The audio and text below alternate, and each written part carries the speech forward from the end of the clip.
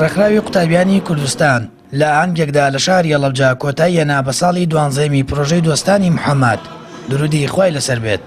لە ماوەی ساڵی ڕابردوودا پرۆژەکە سەرکەوتوانە کارەکانی جێبەجێ کردو و دەیان چالاکی لەبارەی ژیاننامە و فەرمودەکانی پێغەمبەر محەممەد درودی خۆی لەسەر بێت ئەنجام داوە. دیارە ئێمە وەکو لیژنەی بەڕێوەچوونی پرۆژەی دۆستانی محەممەد زۆر خۆمان بەخۆشحاڵ ئەزانین کە توانیمانە بە سەرکەوتوانە پرۆژەکە بە ئەنجام بگەێنین و لەوەش خۆشحاڵتر بۆ ئێمە ئەوەیە بەڕاستی کە ئەم ساڵ یەکەمی پرۆژەکە لە شاری هەڵەبجەی شەهید بووە و بە ئەو پەڕی خۆشحاڵیەوە بۆیە بڕیاریشماندا ئاهەنگەکە لە هەڵەبجەی شەهید ئەنجام بدەین. سەرەکی پرۆژەکەمان کە تاقیکردنەوەی کتێبی دیداری محەممەد بوو ڕێژەیەکی بەرچاو لە قوتابیان لە هەموو شارۆچکەکانی کوردستانە تیانە بەشداریان کرد و ڕێژەیەکی زۆر ئەتوانین بڵێن نمرەی بەرزیان تایە هێنا. زۆر ئەمە جێگای دڵخۆشحاڵی بوو بۆ ئێمە بەڕاستی.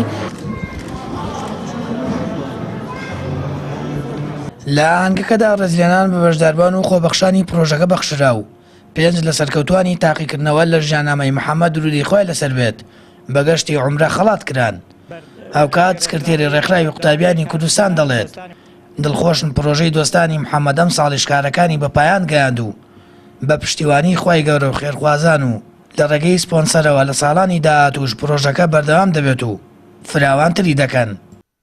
ئێمە وەکو ڕێکخراوی قوتابیانی کوردستان بەردەوامین لە پرۆژەی دۆستانی محەممەد بە کار و چالاکیەکانمان تاوەکو کاروانی کاری ڕێکخراوەی ئێمە بەردەوام بێ کار و چالاکی دۆستانی محەممەدیش بەردەوامەوێت.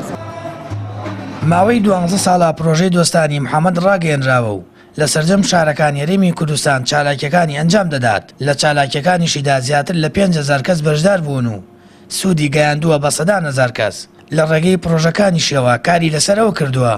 لاوان و گەنجان زیاتر ئاشنا بە پەیامەکەی پێغەمبەر محەممەد درودی خۆی لەسەر بێت بکات و ئامانجێکی دیگەی پرۆژەکەش ڕنگدانەوەی ئاکار و ڕفتارەکانی پەیامبەرە لە ناو خەڵکیدا بەگشتی. سامان فەتاح کەناڵی ئاسمانی پەیام هەڵەبجە.